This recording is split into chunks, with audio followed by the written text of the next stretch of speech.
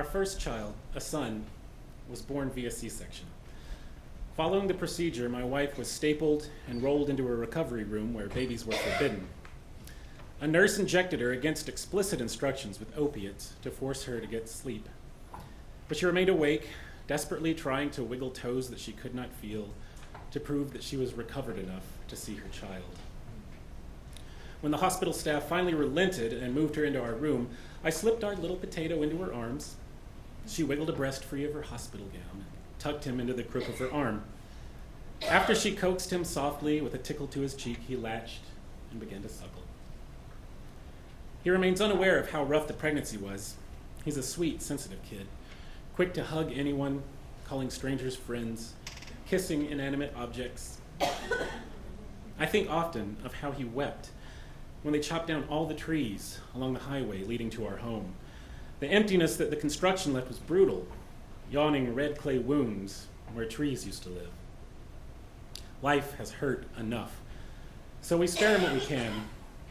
He doesn't know about the months of unrelenting nausea, the infected PICC line that fed fluids directly into his mother's chest, or the preeclampsia that forced an early C-section. But he does know his way around a nipple. Every night for years, he'd wiggle up against my wife and attach himself to mommy's boobas. He'd drift off to sleep and everything was good. Fast forward 5 years, our second child is born, this time via gestational surrogate, this time without hyperemesis or preeclampsia, this time without the weird leaky rash across my wife's back or her gaining 5 pounds of fluid weekly for months, this time without milk. The lactation consultant assured my wife that her body would remember how to make milk, even without having been pregnant. When you hold the baby, your body will know what to do, she said. It should have occurred to us that nothing was this simple. That a body that had assaulted my wife with hyperemesis, preeclampsia, multiple miscarriages, polycystic ovarian syndrome, a rare blood clotting mutation, and a straight-up demented thyroid would know what to do. 3 weeks into our daughter's life, my wife produced 3 drops of milk. By 6 weeks in, on 2 herbal supplements and a drug unavailable in the US, she could make 2 to 3 ounces a day. A 9-pound baby will drink about 20 ounces a day. We just couldn't keep up. But it turns out that human milk donors are everywhere. Women happily offered up bags of their bodily fluids. On good days, there were lots of little bags. We kept meticulous track of how much milk we had. 11 bags times 5 ounces per bag equals 2 days of milk. Our goal was to make it a year until our daughter's gut flora was firmly established before giving her anything but breast milk. And we did. Well, I say we, but it was my wife who really made it happen. The learning, the connecting, the arranging, the begging, the pumping, the trying. She's the strongest person I've ever met. The illness she faced and the pain, even post-surgery, she never took a single painkiller. She wanted her milk supply to be pure. And she had wanted her daughter to have nothing less than her son had had, and it broke her heart that her own milk supply fell short, and that their relationship would be missing that comfort and that connection. And she did everything possible to make up for it. When our third child, another son, was surprisingly and somewhat miraculously conceived and carried by her, she bore it all over again. The hopeless, unrelenting illness, the fear, the pain. And when the second son, small and premature, was rushed off to the NICU, she demanded, with blood pressures that might very well kill her, to see him. The C-section had been hard, with scar tissue from the first getting in the way.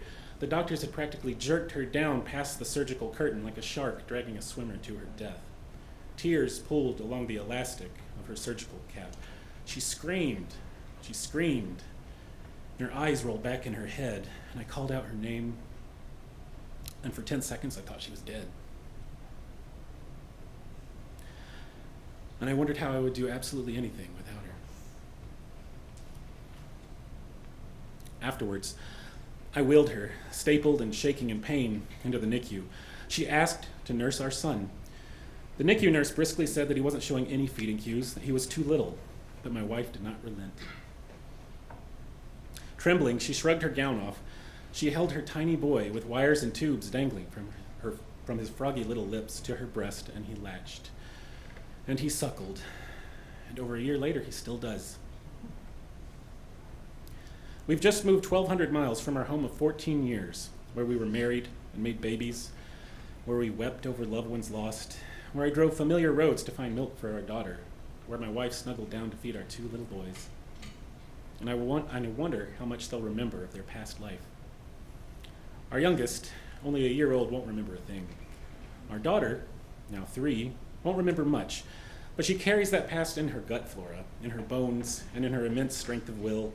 And I like to think that for every ounce of mother's milk that she missed, she absorbed some of the determination, the strength, and the far-flung love and support that kept her fed.